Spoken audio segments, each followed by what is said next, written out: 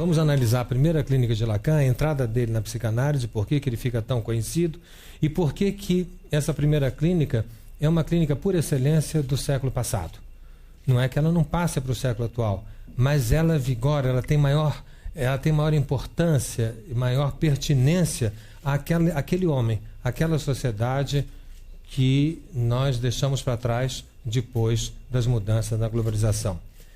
E o que é essa segunda clínica de Lacan? Ela é muito menos conhecida, ela é muito menos difundida, mas eu entendo que seja importante que a gente comece a discuti-la.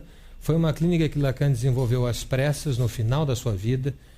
Ele já tinha por volta de 70 anos de idade, ele sabia que ele não teria muito tempo para poder desenvolver o que ele pretendia com muito espaço, pelas suas dificuldades, pelo seu cansaço.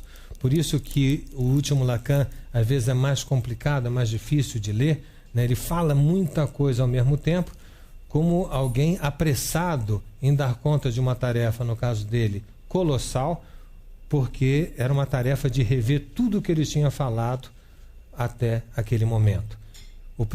A primeira clínica ela é mais longa, ela começa por volta de 1953, vai até 1970, e a segunda clínica é formulada de 70 até 1981, quando Lacan morre, e ele nos deixa essa segunda clínica incompleta, tal qual uma catedral de Gaudí. Ou seja, ele deixa aquelas pedras de um plano e um plano da arquitetura da construção dessa segunda clínica para que seus alunos continuem a desenvolvê-la, né? Eu sou um desses que tem me interessado há alguns anos, especialmente no desenvolvimento desse projeto inacabado de Lacan, por entender que é essa segunda clínica a clínica fundamental para o homem de hoje. A entrada dele na psicanálise realmente se dá na recuperação da ideia fundamental de Freud, que as palavras sabem se organizar.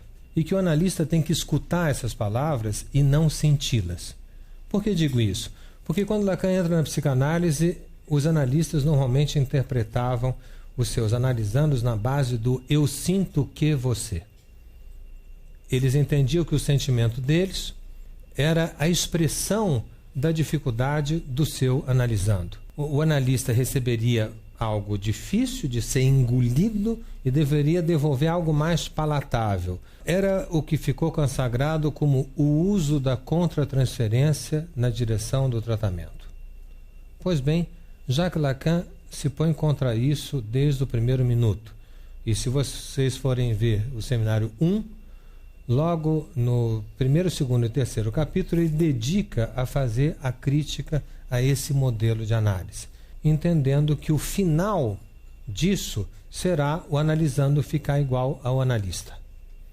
Ou seja, né, mostre-me o analisando que eu direi quem é o analista. Lacan diz, mas se perdeu a essência da descoberta freudiana, se perdeu a regra fundamental da psicanálise, se perdeu o fato que é necessário ouvir o que uma pessoa diz.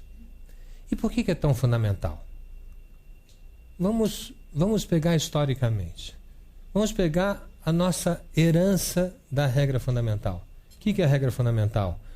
Dizer ao analisando, fale tudo que vem à sua cabeça, não se censure, tudo aquilo que você diz é importante, não tenha uma ideia a priori, né? E você vai ver que, na medida em que você for seguindo este método, muita coisa vai ocorrer.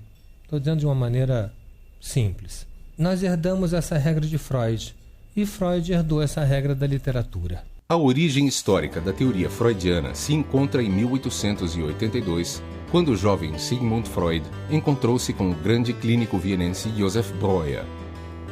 Este relata o caso de uma paciente que ele havia atendido, uma mulher fascinante que entrou para a história da psicanálise como Anna O. Durante os atendimentos, ela tinha alucinações, algumas parestesias corporais e misturava idiomas. Ela o havia surpreendido quando, em uma das sessões, pediu para não ser interrompida. Queria falar. Disse que estava limpando sua chaminé. Queria fazer sua cura pelas palavras. Sua talking cure. Mais tarde, Freud iria adotar tanto a expressão quanto o método. Eu acho incrível esse grande médico Breuer ter calado a boca. ele calou a boca e ele deu valor para aquilo e coisas ocorreram. Ora, quem ouvia isso era um menino. Era um menino, Sigmund Freud. O jovem Freud tinha elementos para legitimar a experiência de Breuer. Uma de suas leituras preferidas quando adolescente era o livro Como Tornar-se um Escritor Original em 3 Dias, do escritor alemão Ludwig Börne. A regra era: durante 3 dias consecutivos, escreva tudo o que lhe vier à cabeça. Você ficará espantado diante dos pensamentos originais e surpreendentes que saíram de sua mente. Aí está a origem da associação livre, regra fundamental da psicanálise. Lacan tem pena que essa descoberta de um inconsciente estruturado como uma linguagem, é fácil de entender se nós retomarmos essas origens, como é que tinha se transformado no inconsciente caixinha de fantasia, aonde o analista tinha que sentir e minorar as reações a um ego que não poderia suportar aquelas fantasias muito primitivas, então deveria fazer uma maternagem, etc, etc, etc, pontos pelos quais eu comecei. E ele vai dar uma conferência em 1957, na Sorbonne, para estudantes de letras. E ele tem 56 anos de idade. Essa conferência chama-se A Instância da Letra no Inconsciente. É uma das passagens mais claras do projeto dele, de devolver à psicanálise a sua virulência. Que virulência? A virulência que o Freud tinha se posto, tinha dito que trazia a psicanálise, que era o fato do nosso pensamento estar além de nós mesmos. Vocês sabem que Freud se colocava como a terceira grande cicatriz no narcisismo da humanidade. A primeira, Copérnico, nós não estamos no centro do universo. A segunda, Darwin, nós não derivamos de Deus, mas do macaco. E a terceira, ele, Freud, nós não dominamos a nossa consciência. O inconsciente pensa por mim. Desde a origem, leitura dele Lacan, desde a origem desconheceu-se. Quer dizer, os alunos de Freud não reconheceram o papel constitutivo do significante no estatuto que Freud fixou de imediato para o inconsciente, segundo as mais precisas modalidades formais. E isso por 2 razões. Isso não se reconheceu. Das quais a menos percebida, naturalmente, é que essa formalização, a formalização que ele, Freud, tentou dar à forma de pensar do inconsciente, não bastava por si só para que se reconhecesse nele a instância do significante. Já que, quando da publicação da Traumdeutung, Interpretação dos Sonhos, antecipava-se, quer dizer, Freud antecipava em muito as formalizações da linguística, para as quais, sem dúvida, poderíamos demonstrar que, por seu simples peso de verdade, a linguística abriu o caminho a se reconhecer a instância do significante no inconsciente. A segunda razão que não se reconheceu o estatuto do significante no inconsciente é que os analistas ficaram fascinados com os significados do inconsciente e não com a sua estrutura. A primeira parte, qual é o pensamento de Lacan? É que a linguística estrutural, que ele vai se valer, a linguística de Ferdinand de Saussure, suíço, que morre em 1913, e os seus alunos publicam o curso de Linguística Geral póstumamente, em 1916, e só aí e é desse livro, dessa obra, que Lacan se vale para fazer o mundo perceber a instância do significante no inconsciente, e que os analistas deveriam repetir, de certa forma, aquilo que a Naor tinha descoberto, que o saber não estava nem com o analista, nem com o médico, nem com o paciente, mas um saber surgiria a partir de um método, no caso da associação livre. A partir daí, a questão de colocar alguém em análise é possibilitar a saída desta cena imediata, ego a ego, eu, você, eu e tu, para esta outra cena, esse outro lugar, onde aquilo que é dito ganha um sentido novo que ultrapassa aqueles dois que estão conversando, que é o que tenta se fazer numa análise. E porque tenta se ultrapassar o eu e o tu, é que se convida uma pessoa a deitar num divã, né? Porque é um instrumento técnico, né, facilitador, não obrigatório. E às vezes, inclusive, contraindicado, né?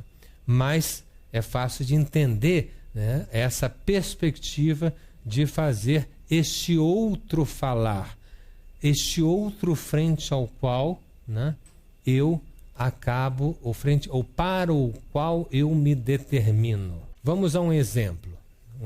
Eu gostaria de dar um exemplo da primeira, um exemplo da segunda clínica, para a gente sentir a diferença e ver por que Lacan teve que mudar de uma clínica para outra clínica. Vou dar o nome de Gabriela e vou dizer que essa Gabriela, ela veio do norte, ela veio de Belém do Pará. Gabriela veio do Belém do Pará para São Paulo, ela é uma grande executiva, ela fez uma carreira importante, ela casou, se desquitou em seguida e aí começou a ter a carreira funcionava legal, a carreira do trabalho funcionava muito bem e a carreira amorosa, entre aspas, muito mal.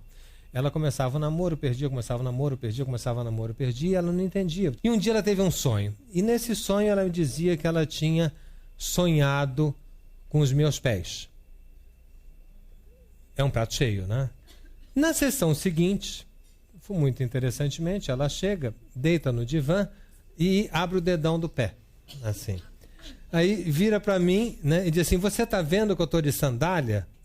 Depois que eu vim do norte, eu nunca usei sandália em São Paulo. Uhum. Tudo bem, né? Assim, nunca usei sandália em São Paulo. Mas veja que interessante como os caminhos, né, do inconsciente, que isso parece uma grande bobagem, mas a análise é feita de bobagens, né? Como diz Lacan no início do seminário Ancor. Terceira sessão. Sonhei com uma tia que eu não vejo há muito tempo, que eu adoro. Ok? Né? Essa tia é fantástica. Ela é irmã gêmea da minha mãe. E eu, que nasci em Belém, morava lá em Belém, e ela morava aqui em São Paulo. E um dia, quando eu tinha uns 10 anos de idade, minha mãe disse para mim, vamos visitar a minha irmã, que ela mal conhecia, vamos até São Paulo. Chega em São Paulo, vê a cidade de São Paulo, fica fascinada e diz, onde é que mora a titia? Fala, não mora aqui, mora no interior. Pegou um ônibus e foi para Sorocaba, acho eu. Chegou em Sorocaba e falou, e agora, é aqui que mora? Mas é um pouquinho afastado da cidade. Pega um carro, vai afastado da cidade e vê uma casa imensa. Nossa, a titia é rica, olha a casão que ela mora. Entra na casa, diz, e aí quando eu cheguei naquela casa, que eu pensei que a titia era fazendeira, a gente vai ver a titia. E entramos numa sala, ela aparece, mamãe diz, oi fulana, e ela estava atrás das grades. Aí eu disse, o quê? Você não me falou que titia era presidiária, né? Ela falou, não minha filha, titia é uma freira carmelita dos pés descalços. Aí, quando ela conta isso, ela faz uma junção, ela tem o famoso insight, traduzido em português, cai a ficha, né? E ela se dá conta de uma identificação muito forte dela com uma tia, irmã da mãe dela, carmelita de pés descalços. A pergunta, né, que eu me poria com vocês é se eu poderia ter alguma condição de saber que quando aquela moça falou para mim que tinha sonhado com meu pé, que condição eu teria de dizer tia carmelita, né? Não dá.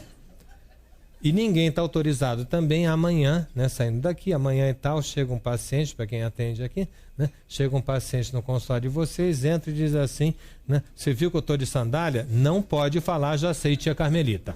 Né?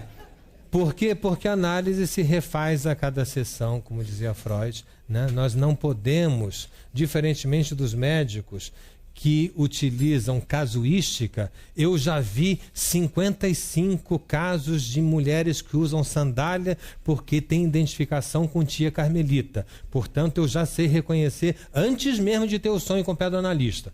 Né? Quer dizer, na medicina você tem uma soma de casuística, na psicanálise não. Razão pela qual, por exemplo, você tem em Sigmund Freud pouquíssimos casos relatados.